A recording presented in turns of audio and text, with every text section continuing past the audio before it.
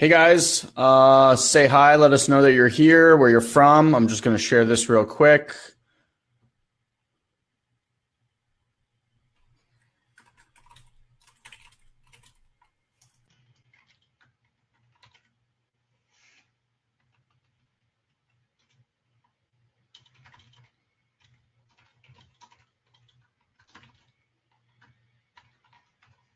All right, we'll get started here in just a minute.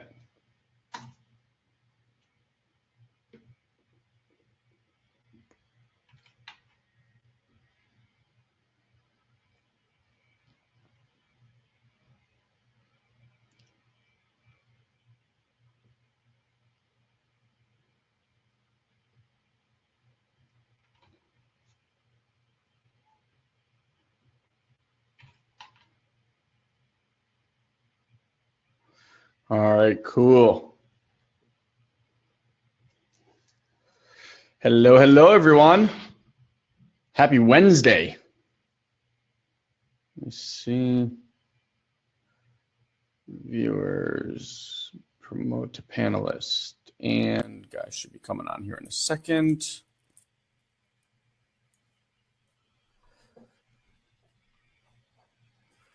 There she blows. Are you there? Yeah, I'm here. I just can't turn on my video until you give me whatever access you usually give me. I don't know why we're having so many issues with this. We just need to reprogram these, I think. It's really weird because the link is there, and every time I go, it tells me the meeting is not in progress and it's done. By the way, we can now do this directly to groups. Oh, yeah? Oh, cool. Okay. Yeah. So I didn't do it this time, but we could do it next time and just do it to our group. Sweet. Yeah. Oh, we'll join a chart page. I only want the group with the SFM stuff. Say it again? I only want that for the SFM stuff. For the SFM. Oh, okay. Got it. I mean, our group is pretty active too. I actually shared the video in there also, so we'll see what happens. All right, guys. So welcome. Another Have It All. Dude, these are coming fast. Mm-hmm. We're doing them twice a week, even though I know a lot of people asked us to do them like every day. I was like, how can we make it better? Make it every day. All right. So for those of you guys that are already on here and listening, if this is your first time, welcome. Welcome to SatoriPrime. Welcome to the Have It All show. This Wednesday, every Wednesday, I should say, is a Q&A. So if you're on here and you have any question, and that question could be about mindset, it could be about structure, productivity, sleep, health, fitness. I was going to say marketing, but I think we kind of want to stay away from that stuff because we do a ton on other places.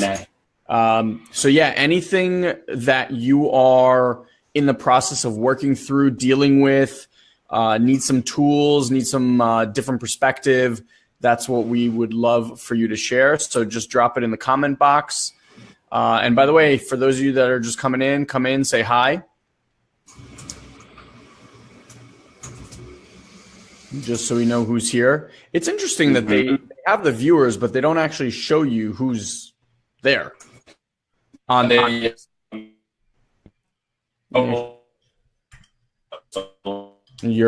hear you. Some Facebook Live things. It's pretty. No. Try again. I said, yeah, it's like they haven't figured it out quite yet for desktop. Yeah, it's a little strange. Mm-hmm. All good. Well, actually, if you open it up, like if you click on the one in the group, like in the SatoriPrime group, and a page, it says friends watching now. You can't see all the viewers. All right. So I see Sharon Glenn is here. Leonard Smith. These are new names to me. I like new names. Bevan Ed. I got Deb Watts is here. I got Michelle. What's going on, guys? Oh, I'm not seeing any of those. Maybe are they posting on a different page? They're not your friends. They're my friends. No, are they posting on a different page? No, it just says friends watching. That's what I said. When you click on it and it pops up, you can do all the emojis. Got it. Okay, cool. Mm-hmm. Are they afraid of us? Are they not saying hi? Maybe. It's probably the blue net. Michelle Lee. Also, is this, guys, if this is your first time listening or you've just been covertly listening in the background, because Leonard Smith, Sharon, and Michelle all sound like new names to me. Let us know if this is your first time. We can properly welcome you.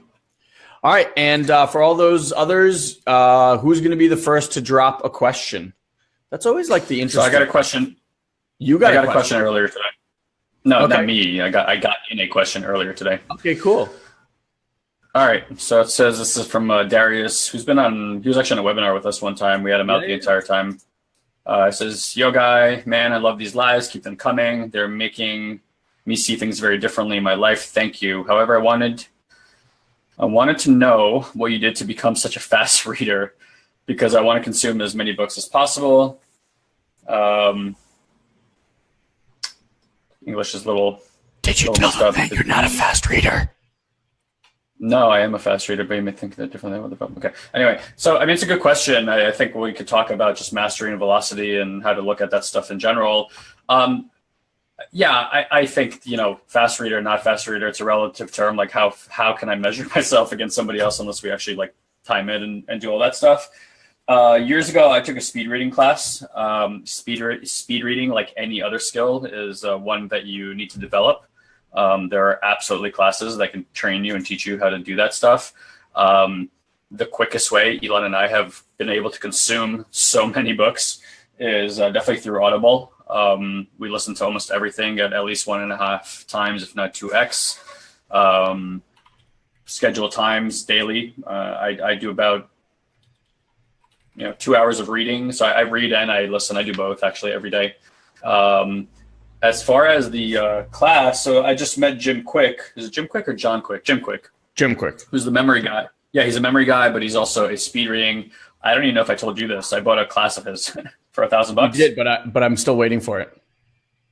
Oh no, it's in the inbox, just like the reading thing that I still haven't gotten. Yeah, so we can talk about that too. By the way, that's a really great resource. Even though I still haven't gotten any notifications. Just so you know. Yeah, but Jim Quick, I bought a memory course and a speed reading course. And my thinking is it's something I really want to invest in, even if it takes time away from other things currently, because that investment now I know is going to rapidly pay off in the future. So I think where I'd like to take that conversation is something we were just on a webinar talking about also, is having a vision of the long game, not of the short-term gain of something. Can you hear me? Yeah. Okay. Yeah, of the long-term game. So my long-term game is in the short term to invest in developing my skills for memory and reading. My long-term game is to be able to consume more, retain more, and articulate more. So that's kind of where I'm at, and I would love for you to share the resource that you're using. Yeah. So I who asked this question? Darius. This came from Darius. Yeah. What's up, Darius? So Darius. I don't know if he's on. Yeah. Yeah, I actually remember him pretty well. Yeah. Here's the thing. I'm actually a very slow reader. I found that I can listen, like Guy said, much faster than I read. So Audible for me has been amazing. Having said that, here's what I've noticed, and this can kind of lead into another conversation which we can have. I should definitely get my thing to write on. I tend to take a lot of notes while we do this.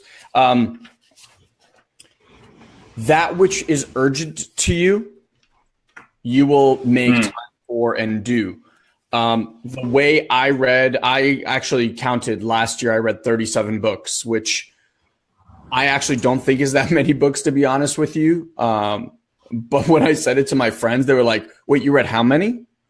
They're like, I haven't read that many in my entire life. And I was like, wow, okay. We need to have a different conversation. Here's the thing about books. My big thing is if you want a different life, I think you're all on here because you're striving for something, right? You want it all. If you keep having the same thoughts and it's tracked, 90% of the thoughts you had yesterday, you will have today, and you will have tomorrow, and the day after, and the day after. That means that there's a very small window of new thought that you're actually producing on a daily basis. Books offer you an ability to create new thoughts. The only way you're ever going to create new output is if you create new input. So one of the things that I gave up, which I love, is sleep. I started waking up at 5 a.m. in the morning. Why? Because that allows me time to meditate for 20, 30 minutes. And then before my kids ever wake up, I still have an hour to read. And you'd be surprised, like in an hour, if you read an hour every single day for even 5 days a week, I mean, as slow as I read, and like some of the books I read are pretty heavy, meaning like I can't speed read them. Even if I took a speed reading course, there's no way, like Gene Keys, for example, or yeah. Like you're just not speed reading that stuff. So it needs to be familiar language for it to be able to be speed readable. Yeah. So even at that thing, like even if I can read in a normal book, it depends. I'll read anywhere from like in that hour, 20 to 60 pages, depending on the book. But like, put it this way, 20 pages at the bare minimum in that week, I've already read 100 pages. If it's, kind of in that like 40 to 60 range, which is mostly where I will range in that hour. I mean, you can crush a book in a week, 2 weeks tops, so they go fast. Add to that the Audible books that you listen to. I don't listen to music in my car. I primarily just listen to audiobooks, and you quickly get to a lot of books. But I think more importantly, before you talk about speed reading and things like that, it's how urgent is it for you to get that new input? Because if it's not urgent, up until Guy and I started this business, I didn't read a book. I mean, I maybe read one a year. And I was in a business that I owned. And had I even picked up a few sales books, like I'm sure that business would have been way, way more successful. But I was young and stupid and thought I knew it all. And now I'm young and still stupid and just know that I don't know anything. Well, that actually, I would alter that. You're not stupid. You have the wisdom to know that there is a lot to know. Yes. I would love nothing more than seriously like that Matrix shit where he just like sticks that thing. Oh, it's coming. Sticks that thing in his head and he's like, I want to learn karate. I just learned karate. Show me. I think that's coming fairly soon. I don't think we have to wait too long for that. Okay, so there's some really interesting questions, well timed. And any other questions you guys have, please don't hesitate at all to populate the box while we're talking these, so we have a nice little. And I'm writing, I'm copying them and pasting them, so you guys don't worry about that. So Deb Watts, I love this question. Aptly timed, my friend, my beautiful, awesome friend, says, I've been having disturbances when meditating, like a feeling someone is watching me. It's easing a little now, as I've been surrounding myself with light, but it's been quite disturbing. Have you ever experienced this at all? Funny you should mention that.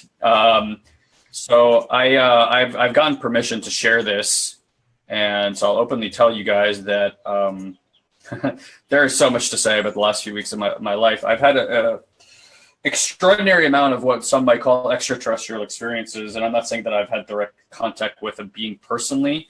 I have a friend out here who I can tell you straight up, and you can research him. His name is Amateo Ra. He was given that name through this process. If you guys know, I can't believe I don't remember his name. Is it Bahar? Anyway, Amateo is a channel, and I'm in a channeling class with him right now for 5 weeks. So I'll be traveling for about 3 of those lessons, but we're gonna do some work together anyway. My former Jordan is his girlfriend now, and they're an amazing couple, and I'm highly supportive of them and the work that they're doing and everything else. So I didn't know what to expect from a channeling class. I certainly didn't ever see somebody actually channel before. And for those of you guys who've never seen it, personally, I thought it was one of the most moving experiences of my entire life. And I could tell you that he is channeling something that you might call an extraterrestrial, which is a being that lives in not our density, from a 5th and 6th density. And there is one of the most profound things I've ever seen, because the information that's coming through is not something that a human would even articulate, know about, or have access to. So I'm telling you this because I'm in the process personally of using my meditation as a training grounds to start channeling myself. I'm extremely interested in working that muscle. I personally think that just about every skill that's available to us that we might consider as magic or extraterrestrial is available to everybody. If you want to turn on that part of yourself, if you want to look in that place and train yourself like you would train yourself to do anything else. I've started having some of those experiences. I've definitely met entities before in certain circumstances. I had a run-in with a really dark energy last April. It was the first time that's ever happened to me. I've learned over the years with medicine ceremonies and stuff like that you can always ask that if something is approaching you, you can ask if this is for my, like, I only want light. Is this for my highest and best self? And if it's not, those things don't have permission to really come around you. People who experience dark energy forces like that is you generally welcome them in, and then you either don't know that they're there, or you just leave them there and you just don't, it just becomes like a parasitic type of thing on you. So could it happen? Absolutely. I would just check for yourself if it's happening, like ask the question whether or not it's light or darkness. If it's darkness, I would make the request directly that it not be around you anymore. For some of you guys, this is like, what the fuck are you talking about? There might be some really, really interesting things there for you to explore as far as that relationship and why it's coming to you. It might be trying to give you information. Hopefully that helps. And yeah, I think Danny is a good resource, by the way. Somebody wrote that in there. Yeah, absolutely. All right, cool. So I agree. I like that question a lot also. The only thing I would add is I think people have a certain stigma or idea of what meditation is supposed to be like. At different times, you're in different places. Your frequency and vibration is at different places, meaning that your meditations are going to be different every time. Instead of trying to chase one thing or anything specific, like just be with what you are receiving right now and how that looks. I think the less you judge it and the less you are attached to it being some sort of way, just makes the experience much, much better. And I know from like us doing plant medicines and stuff like that, anything that you are resistant to or trying to make something that it's not becomes a very, very difficult experience. Mm-hmm. All right. So Leonard, all right. Thanks for following this up. I'm going to read this all together here. Leonard asked a really good question. And I didn't read the second part, so I'm going to read it. Well, I want to just touch up on the last point really quickly. So I'm just going to be super vulnerable about my experience with watching that happen. I've been having some really extreme experiences with people approaching me that most of us would probably call oracles and giving me all sorts of interesting information. I'm really not scared to share this anymore. I used to be. And it's caused a cascading effect in my life as far as certain things opening to me. I can even point to gene keys, like Ilan said, as an opening pathway for that. Then people suddenly entering my life, then having these extremely big experiences. My human experience of myself from who I was a week ago, I don't recognize the operating system that was running. It's been that quick to the point where I'm like, okay, it's accelerating so fast. I'm trying to come to grips with the fact that I may no longer have a grip. And I like that. And it's not a bad thing. And when I saw my friend do that, and we're good friends, so I could tell you that it wasn't him by any stretch of the imagination in any respect coming through that channel. What I felt from that experience was a feeling of being home that I don't think in 33 years of being on this planet I've ever felt. And the message that I got, a huge takeaway is, there are forces helping us because the light of this universe, all the entities, everything that's happening, we're all looking to ascend. We're all doing the same thing. So we have an interrelationship between us and them. It's not like they're against us and they're trying to get somewhere we're not. There are definitely dark forces, quote unquote, Luciferian forces, call them whatever you want to call them, And dark forces are just energies on the planet that forgot that they are one. That's all. That's pretty much all it is. And lightness is just energy that remembers that it's one. So if we start looking at that, like the information that came through was just, I felt home and known and extremely supported by knowing that they're working with us, looking to give us gifts of information to help us in our own ascension process, which helps their own. And I'm learning to channel because in his own words, the entity's name is Ravata. In his own words, he goes, if we're going to give you presents and they're in the mailbox and you don't even know where the mailbox is or how to open it, how are you going to get those gifts? So the channeling is a workshop on how to find the mailbox and learn how to open it. And, you know, the amount of positive language and support that came through, and the message was basically like, be authentic, be passionate, scream from the rooftops your passions and enroll others and help us ascend. That's pretty much what your requirement is. He goes, we're here to support you and we're helping you even when you don't know that you are, all the time. So if that's at play, and I truly believe it is, you know, like, what would you do if you knew that before you hit the ground, you'd always hit a trampoline? How would you participate in life? How would you act? And what would you start taking action on that you might not be taking action on? Now, I've had that inner feeling for a long time about things. And I think there's a difference between having faith and belief in something and like tangibly touching something, right? It hits at different notes. It's like mind, body, spirit. So it's like my spirit knew, my heart knew, but now like my fucking eyes know because I've seen it. And that's given me a confidence in ways that I can't explain to you. And if you guys look at a lot of my content and stuff that I'm writing about, I'm starting to explore communication in ways that I haven't been. And it's not like I'm we were just on a webinar. I said, Ilan and I wear our insides and our outsides. It's not even my heart. Like my state of being is out. And I'm like shouting from the rooftops, hi, that guys, we're being helped. At least in my belief, you can believe whatever you want and that'll be your experience. After seeing that, I can't deny what I saw. And I hope that you're willing to look. And there's other channels out there that are doing amazing work. Most people know about Esther Hicks, and they've accepted that.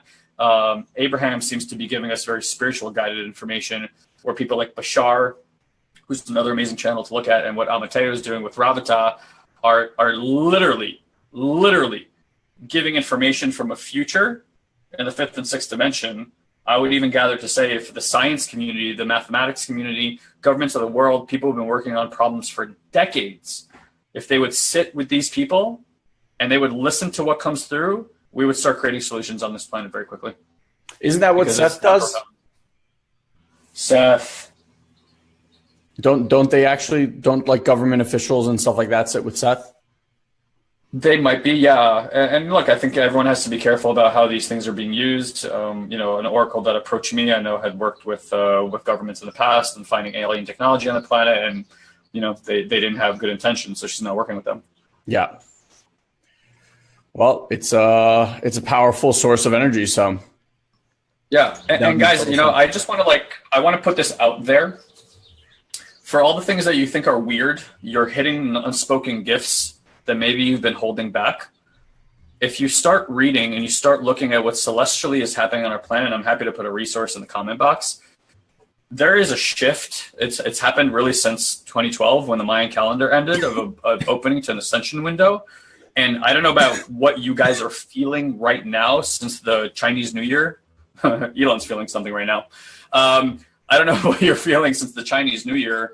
The Gregorian calendar, by some of the research that I'm doing, has actually been used to solicit us to actually thwart and shoot down and kill our energy sources. If you start looking at the lunar calendar, it actually is the celestial energy that's available. And there's a lot of clues in there as to what is happening and what is about to happen.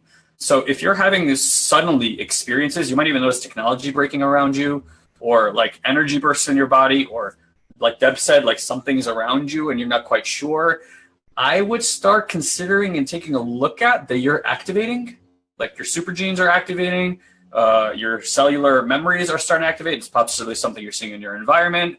And there's something beyond just your mind that is now maybe happening to you.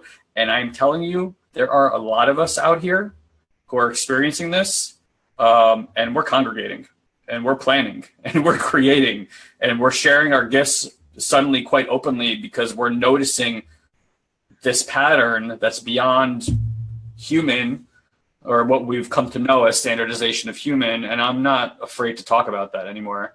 So if you're one of these people and you're looking for resources to connect with, as I know a few people in here who are dropping heart bombs left and right because you are those people, and I've talked to you before, and I can tell you I get approached by these kind of people all the time.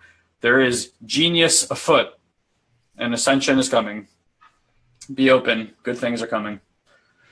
Yeah, there's a bunch of people in the comment box, guys, below. A bunch of people were writing other people's names. So just to read some aloud, Kathleen was saying Seth, Theo, Abraham, Sarah Jane, welcome back. Wrote Sonia, Roman, Oren. And then I thought I saw someone else post something else, but I can't see it now. I hear Bashar is one you want to take a look at. That guy is spitting truth. Awesome. All right. I haven't seen videos myself, but everyone talks about him. And Kathleen, if you have a video that you think we'd love, then you know where to find us and share with us. All right. So let me go to Leonard's question because it's also a good one. And he said that Gary Vaynerchuk said in one of his videos that you don't need a mentor. But I think you do because, and this is Leonard's question. He says, but I think you do because everyone needs guidance. What do you think about it? So originally I asked Leonard to kind of, the word mentor gets thrown around a lot. And I just don't know. I didn't know what the context was of Gary Vaynerchuk. And I've seen Gary twice live. I watched a ton of his stuff. So it just seemed a little bit out of context for me. So what he said was he might have meant people who are always looking for a coach because they want someone to tell them what and when they can do things. So it's interesting. If you left the question as is and I didn't ask you to follow up, then I would have told you that I disagree with that statement wholeheartedly. And as someone who, Guy and I pay six figures plus a year to work with a coach. And I mean, for all intents and purposes, we are very, very well versed in the world of personal development. But I heard from someone who basically said, like, if you're a doctor prescribing medication to people and you're not taking the medication, energistically, there's something very, very wrong about that. So that was, I think, one of the first things I was like, oh, interesting. We haven't had a mentor or coach that we've hired in a little while. And it wasn't for the lack of trying. It's just that to find a mentor and a coach that we really resonated with was difficult. I mean, we're really good at what we do. We have each other, so we have a listening partner. We're comfortable coaching each other. But yeah, this woman came along and it was just a no-brainer. Now, having said that, here's the second part of your question. People who are always looking for a coach because they want someone to tell them what and when they can do things. That is not a mentor. That is not a coach. That's a drill sergeant. And with that, I agree 100%. If the mentor or you're out there seeking a coach to tell you what to do, when to do, how to do, that's not a mentor. A great coach or a great mentor's job is to lead you to water. It's to ask you the right questions so that you start seeing the way you perceive the world. They basically become a mirror for you. In our coaching, just so you guys understand, we never tell people what to do, when to do. We'll have a conversation with them. During that conversation, they will have some sort of enlightened thought, inspired thought, okay? As a coach, our only job is to ask them to commit to some sort of action so that that thought is not tomorrow's ego trip. That thought, that inspired thought or whatever they saw, they actually start putting into work in their lives, because otherwise, guys, it goes away. You know, when you create space, what you're really creating is a vacuum. And unless you put what you want in that vacuum, the universe will fill it up with the same old shit and the same old patterns that you had before. So, Leonard, in the context that you said, I absolutely agree with him. And I also absolutely agree with that there's a phenomena today, because there's so many coaches out there, that people are in fact open to and seeking someone to be that person for them, that tells them, okay, do this, paint this number, paint this box, do that. But honestly, like, here's the thing. Even if that was the kind of coach that you thought you wanted or needed and were looking for, you've basically conditioned yourself to be reliant on this human being for the rest of your life. Wouldn't you rather understand how to think, how to process, gain tools and insights so that you can do this stuff on your own? To me, that's a much better coach. That's a much better strategy and someone to look for than someone to just like tell me, hey, do this, this, and this. Bro, you got any feedback on that? Yeah, I think if you're in a place where you've attracted a mentor like that to yourself, I imagine you've had some kind of experience, whether it was abuse in some kind of way or just a limited belief that led to a concept around not trusting yourself. I find this a lot with women who've been raped, unfortunately. I actually just had I don't even know how these things happen anymore. A woman that came into my life over the weekend. We did just massive healing work in a few hours, who was just in an extremely abusive relationship. It just came on my radar out of nowhere. So I took it as a sign that I'm supposed to do something with it. And it came down to there was some abuse there, sexual abuse that before this relationship that led to a conversation of I don't trust myself. If you've now programmed yourself with that and have evidence for that, you are not a person that likes to make choices for yourself because you don't trust yourself.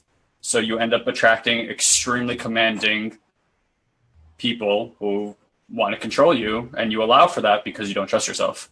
So in her situation, that's pretty much what happened. She's in an abusive relationship where a guy's super controlling, and it just comes from a subconscious belief, right? And that's something that she had to take responsibility for and uncover and transform. And then before you know it, she was out of the relationship the next day after a year and a half of trying to get out of the relationship, just like that. So it's like, it's just reframing. The mind frames things, then the mind finds evidence for them, and then the mind makes them true, except they're not true. They're just things that the mind has framed and then, looks for opportunities to frame it in stronger and stronger. So if you're not interested in that type of mentorship, I would offer that you need to start looking at self-empowerment, self-love, self-trust, self-worth as access points to finding mentors that are not telling you what to do. They just tell you what to look for, where to see your personal answers. Ilan and I don't have answers. We have discovered pathways that reveal personal truths to people in different ways. And we reveal those pathways to people so that they can find their own truths.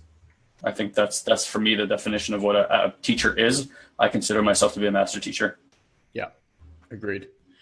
All right, Ben Hill asks, and by the way, guys, if you're coming on and you have questions, feel free to drop them in the box. We're taking them all into, I have a running question thing, so we will get to as many of them as possible. So, Nichelle, while you are kind of giving me some more background on that, I'm going to go to Ben Hill here. I find it sometimes difficult to take in what I'm reading. What is something I can practice that will allow more comprehension? I will read a chapter, and if you ask me what it was about, I would have to reread. Me? Yeah. I'm guessing that's not a new phenomenon. That's probably been around since your school days. At some point, you probably took a test where you tried real hard. At the end of the test, you didn't do very well, and you said, hey, I probably don't comprehend well. Again, a frame of the mind that got created. And it's like your wish is my command. You start finding evidence for it all over the place. Before you know it, you have a strong belief that you don't have a high level of comprehension or you don't have a high level of memory. It's just a conversation. It's honestly, it's going to sound like bullshit and or easy. Change the conversation. Change the conversation. Just in your mind, don't allow for that conversation to be there. I'll give you a quick distinction. so language is our creation tool, okay? And in third density reality, and God spoke, right? And God spoke, and third density reality is formed. So same thing for us. We speak, we form in third density reality. However, you're not a third density being. You're an avatar here. You're really in other densities, and you're like a skin puppet down here. So what you can create up there will physically manifest itself down here. My point is that all of what you view as reality is just a frame of belief. Most of that belief system is not one you chose. Most of it was societally given to you. In fact, I just wrote a post about this whole thing today. We have and I'll just kind of reaffirm what I said in there. We have all these little quips and lines that we societally believe, like losing your mind is a bad thing. Not in my world. Losing your mind is fantastic. Your mind is the thing that entraps you, right? If you could lose some of your mind and stop being so self-reliant on the frontal lobe, your access to possibility and magic and all these different things that will enlighten you and bring possibility back into your life are exponentially grown. This actually narrows the vision big time, the frontal lobe. So when you stop relying so much on it and you stop relying on the subconscious part of yourself, which again is being misrepresented in society as a part of your brain, it's not a part of your brain. The subconscious is actually the body. And then you have a tie over here between. And as you expand this knowledge, this stream between your body and mind, you can actually raise your subconscious awareness and start using it in really interesting, powerful ways, which I believe actually turn on super genes and all these powers. And people who are conscious or waking up, it's part of what's happening to them is that communication. So for you, really, you want to start with what are you creating? So with language, I'll just give you a quick little analogy here. We treat language like it's a physical object. So if this is a physical object, and I put this down on the table, if I come back in 10 years, if nobody's moved it, this object is still here. So we treat conversations like they're an object, but conversations are not like an object. They're more like a puff of smoke. You say something, you can see it for a moment, it's gone. So if we treat it like an object, that's why when people say like throw out the trash and the person doesn't throw out the trash, we get upset because we're like, I told you to throw out the trash. Look, I told you. Like I'm talking about an object, right? But it's not. It's a puff of smoke. Like, and another example, it's like if I'm in a relationship and I don't continuously create love by saying things like I love you, right? Stuff like that. What happens to the expression of love? What happens to the experience of love? Bye-bye, love. I have to continuously create that. So for you, if something's at play that's disempowering you, it can only be one causality.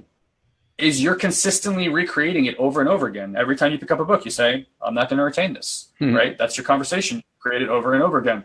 You're like, I'm not going to remember anyway. So then your brain goes, okay, you won't remember anyway. So it reads with, you just programmed your brain to not remember. You told it not to. It's like your wish is my command.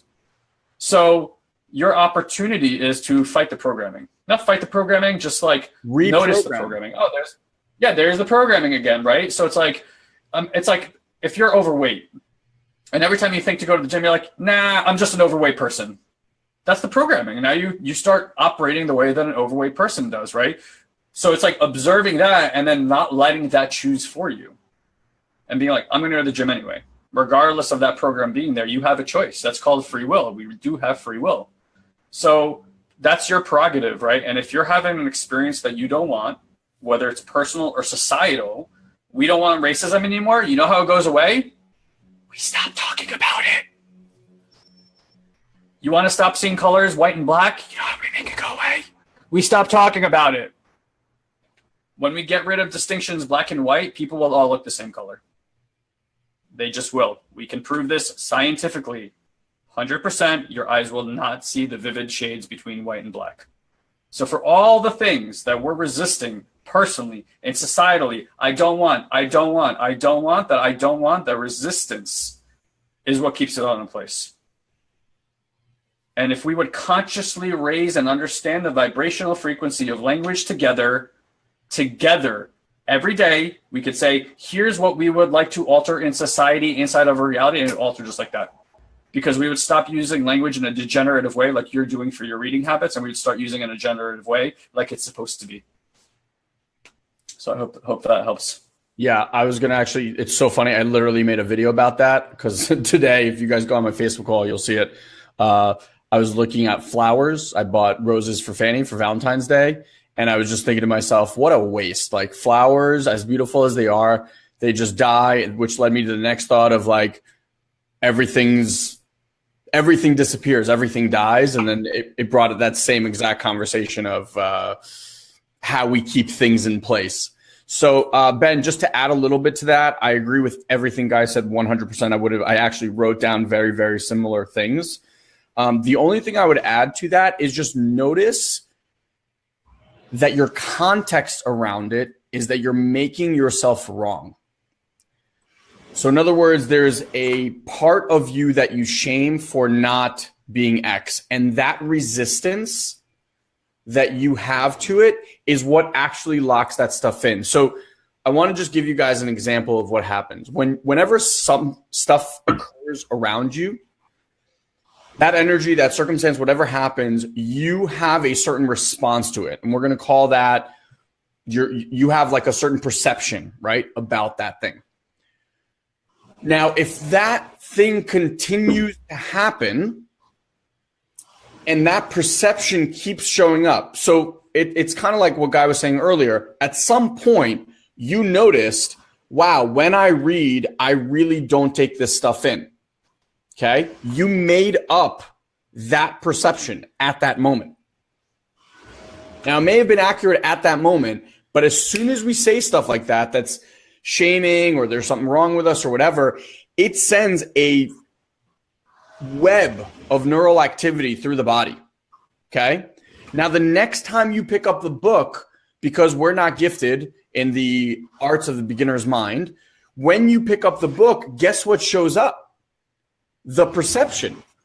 And at first, maybe like the second time, you're like, oh man, I hope I do better today in retaining this information. Again, what happens? You fire that entire web of neurons in your brain. You do this time after time, and that perception now becomes, and this is where it becomes a little bit dangerous, a belief. In fact, it becomes a strongly held belief. And we live our lives, the life that you see, the reality that you see, and I hope you guys understand that every single one of you lives in your own reality. No one else sees the world the way you see the world. No one else sees the world the way I see the world. We see our world through the lens of our strongly held beliefs. I'll give you just like a really easy example. Two people drive the same exact vehicle. One person absolutely loves and adores their vehicle. Every time they get into it, it's like a love fest. The other person, every time they get into their car, they start hearing noises. This is breaking down. That's breaking down. You ever have a noise in your car? How annoying is that? Right? So same vehicle, same everything, totally different perceptions. Then that perception will lead them to have a certain belief about that vehicle. And while one person will have a belief that this car is the best thing ever and they absolutely love it, the other person will, same exact car, will absolutely hate it. So, Ben, what's happened is you bought that bullshit story, hook, line, and sinker. And now every time you pick up a book, you're fighting a strongly held belief. Here's the thing. Drop the banana. What I mean by that is like they did those tests where they give monkey a banana outside of his cage, and he keeps pulling the banana inside the cage, and his arm gets stuck. And all he has to do to get his arm back is let go of the banana. Your banana is that story. It's the story that I don't retain stuff. Now that, guys, I want you to understand that this might sound either simple or woohoo or whatever it is, but I don't know if I shared this with you guys on the last Q&A. I think I did, about what's been going on with my leg. Like, I can't tell you the impact of changing the story around the sensations in my leg and how that's helped me heal my. It's astounding. So if you were to bring, Ben, tomorrow, beginner's mind, and just enjoy the story, enjoy the book, just know that whatever you read, wherever it goes, and it will be there for you when you need it. And instead of judging and making yourself wrong for how that looks, just play with it. And slowly that story or that strongly held belief that you have will start dissipating, and you'll have a whole new lease on life, especially with reading. All right. Nichelle is asking, which is actually really kind of similar follow-up. Similar question, yeah. Similar question. So she's saying, love to hear how to focus and get mindset to move forward with my own business. Is it meditation? And I asked her, what do you get actually distracted by, or how do you lose focus? And she said, by information around me and people telling me what I should do. I find it what I should do. I find it very time wasting. I'm going to let you feel that if you like. Like what you should do is kind of the question? No. She's saying that she ends up losing focus when she's working on her business. And I asked why. Well, she asked, would meditation help? The answer is absolutely. By the way, if you guys are listening to this and you like what we're saying, the biggest gift you can give to yourself is meditate every single day. Not 3 days a week, not 5 days a week, not 6 days a week. Do it every day. When I started doing it every day, it was the first time that I realized how powerful meditation was. And at the time, I was probably meditating 4 or 5 days a week. And I liked it. I just didn't get the compounding impact of it until I started doing it every day. And I swear to you, once you do meditation 30 days in a row, you will not be willing to give it up on any day. And maybe in the morning, sometimes shit gets crazy, your kid gets sick or whatever. You'll find a way to meditate either in the middle of the day or at night. But you will do it every day, because you'll miss one day and you'll feel a profoundly different experience of life that day. And you're like, this is just not worth it. Yeah. I think it's effective to think about all things at all three levels: mind, body, soul, right? The Trinity. Female energy, male energy, masculine energy, say, female energy. I think it's limiting to think of anything in a single paradigm. You got to get your mind right, because we live in a third density that the mind is living inside of, and it's creating at all times. If you don't understand how language works, if you don't understand that you have a little voice in your head that you're observing that's saying things to you that are basically subconscious reprogramming, if you don't understand that you can increase your subconscious consciousness, that you have a body that literally is a input and output tool for things that beyond your mind, and has more truth in it than your mind will ever be able to understand, but that you can feel, and that there's something going on there at a spiritual level, because you are an infinite being of energy that never dies. And when you come into this body chooses to forget in this density. It's a very heavy density. So it's important to kind of think of things at all levels. So it's all right, well, where do we want to assess this from, really, when we start talking about stuff like this? Meditation, to me, is the thing that starts creating alignment between all three. And there's varying practices and degrees of what meditation could be used for. For the mind, meditation is great for focus, right? The easiest practice you can do is observe your breath on the way in and on the way out. And I could take that down such a deep rabbit hole about what that creates inside the body and what you might be able to start feeling. But at its most basic, that's like taking a blade and sharpening it. At its most profound is where you start using meditation for healing work, where you can literally choose to reprogram your innards. And that's based on starting to understand how the sensations inside the body work and really have no meaning. So for instance, how I experience love in my body, Nichelle, and how you experience love in your body are two completely different things. In fact, in your body, what feels like hate to me might feel like love to you. Because at some point in time, I had a sensation in my body. Somebody said, oh, that must be love. And I said, okay, I guess I agree with that. And my brain started making that sensation in my body mean love.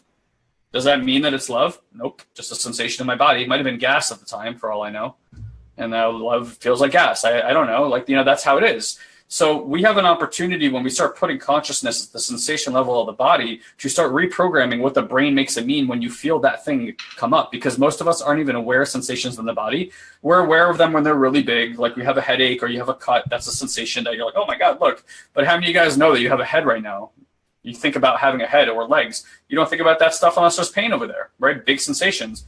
But all the way down to the subatomic level as part of you, there are sensations constantly occurring, electric currents running, all sorts of neuronal pathways that are firing, and like everything's happening. You're not aware of any of that stuff. However, you could be if you wanted to. And when you're usually aware of an upset is by the time you feel an emotion, which is already a few levels above the sensation in the body. That emotion now you give it meaning in your mind. The mind gives it language. You output language. You get results, and that's how it goes. So, if you just want to deal with like focus, meditation, if you want to deal with like brain neurochemistry, we recommend nootropics or nootropics, depending on how you want to say it. We can offer you, I would say the simplest way to start with nootropics, if you don't know what they are, it's a cognitive enhancer. They've been around for about 60 years. They show no signs of any sort of side effects that you should be worried about. They're usually in what's called the racetam family. There's piracetam. I think Ilan and I both agree that that's a good control to start with. You can go on a website called powdercity.com. Go get yourself some piracetam, and then we also recommend getting choline along with that, which is just a pill you take along with it. Basically, it's a precursor for it. And what nootropics do, essentially, in the most basic form, is they basically clean the synaptic fire in your brain. You might feel a mild enhancement of your mood. Overall, it should increase memory for you at some level. It's kind of like if when you're like foggy in the brain, imagine like the brain fog being lifted. You just have a lot of clarity. And yeah, it's that kind of stuff. So when we're talking about the mental level, and then the spiritual, you may have lost me. Can you still hear me? No, you're good. Yeah, and on the spiritual level, meditation again. Other stuff is plant-based ceremonies done properly will blow everything that you believe to be true and imagine into levels that are far beyond what you ever imagined is possible. Those are kind of the three areas I would take a look at. So it just depends on where you want mastery. What's up, Zanarda? Actually just put in a book there called Meditation as Medicine, which is something that you said was really, really helpful. And to your other question about focus,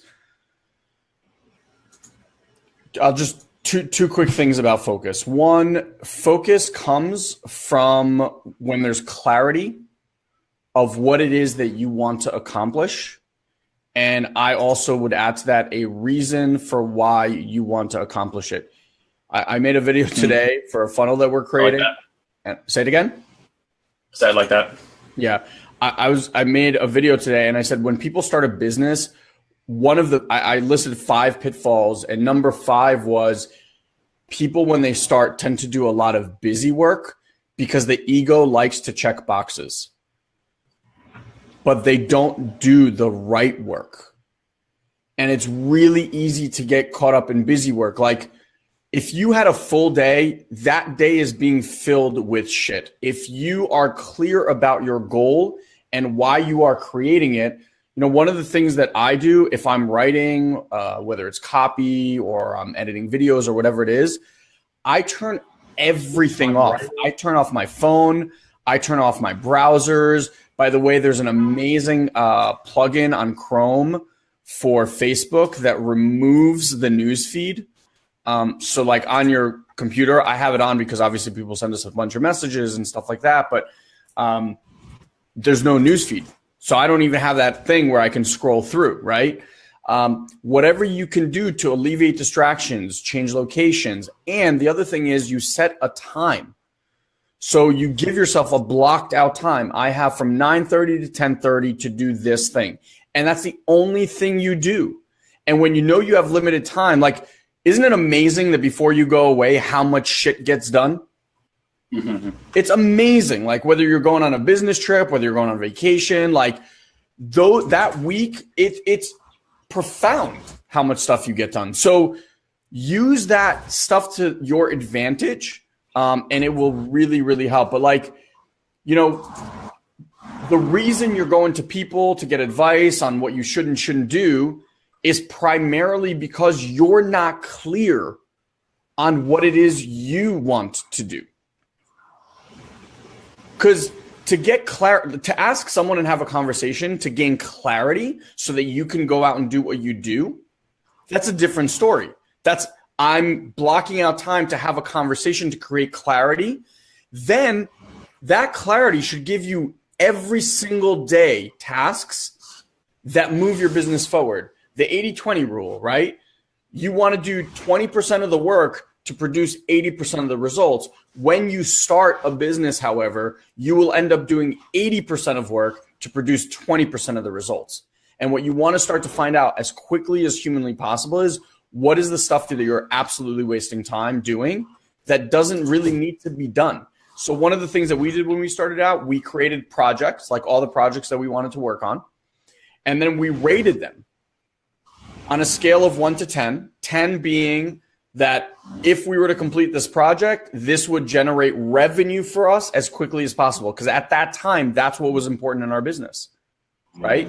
So the thing that could create revenue in a week, that's what we went to work on. We didn't do anything else, nothing. We took that one project. We're like, okay, Guy's going to do this part of the project. Ilan's going to do this part of the project. And that's all we did. Head down, nothing else.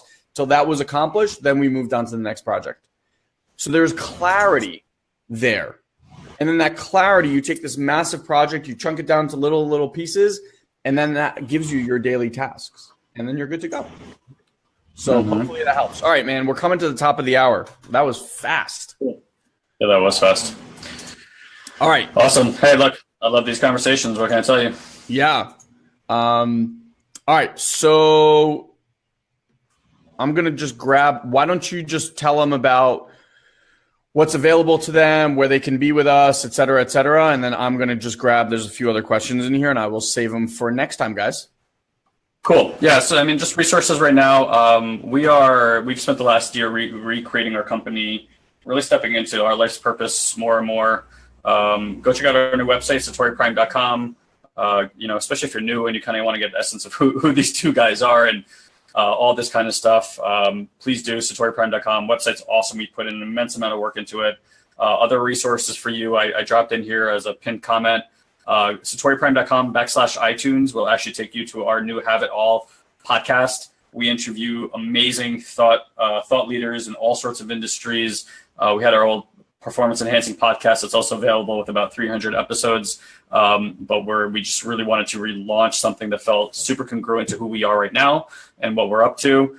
And then lastly, for those of you guys who are, so many people stop by fear, dealing with fear, overcoming fear, taking action in the face of fear, all that kind of stuff. And there are super simple principles that if you become aware of the phenomenology of fear, we can help you so much with breaking through in different areas of your life. If you head over to youwillhaveitall.com, youwillhaveitall.com, there is a webinar that you can sign up for. That's our webinar. It's about an hour long, and it'll take you through the training of literally how to start dismantling the phenomenon of fear in ways that are going to just blow your freaking mind. It's also an access point for you to kind of check out our coaching platform. So if you are interested in getting direct coaching from us in any form of setting, that's the best way to get in there. Those are probably the best resources I can give you. If you have any direct questions for us, please don't ever hesitate to contact myself or my brother via email. So it's either Guy or Ilan at SatoriPrime.com, or just shoot us here something on Messenger. Sometimes things get lost in the other inbox, but we check them out anyway. We'd love to connect with people.